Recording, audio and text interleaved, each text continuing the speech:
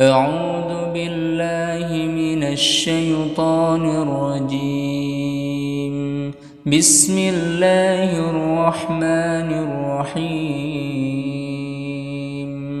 والنازعات غرقا والناشطات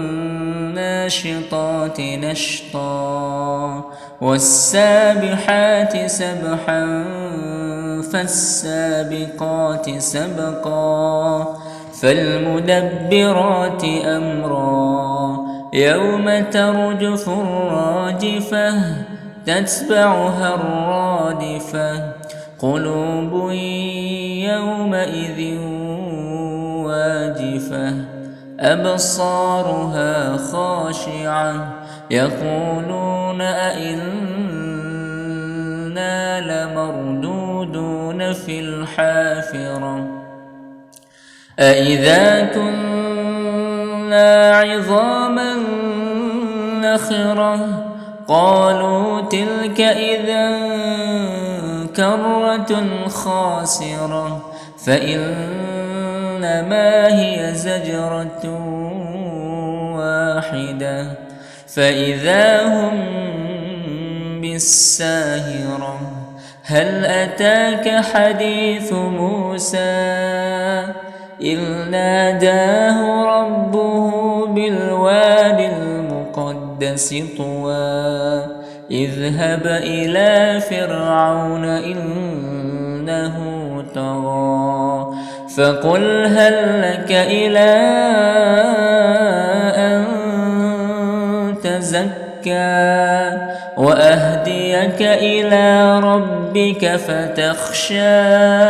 فأراه الآية الكبرى فكذب وعصى ثم أدبر يسعى فحشر فنادى فقال أنا ربكم الأعلى فأخذه الله نكال الآخرة والأولى إن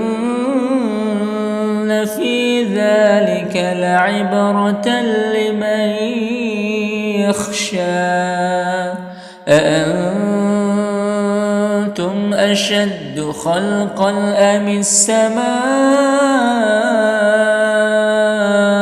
بناها رفع سمكها فسواها وأغطش ليلها وأخرج ضحاها والأرض بعد ذلك دحاها أخرج منها ماءها ومرعاها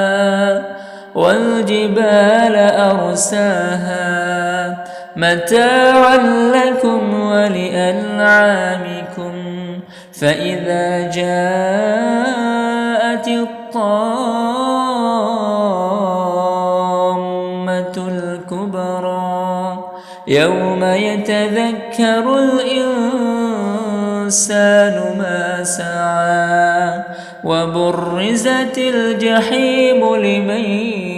يرى فأما من طغى وآثر الحياة الدنيا فإن الجحيم هي المأوى وأما من خاف مقام ربه ونهى النفس عن الهوى فإن الجنة هي المأوى يسألونك عن الساعة أيان مرساها فيم أنت من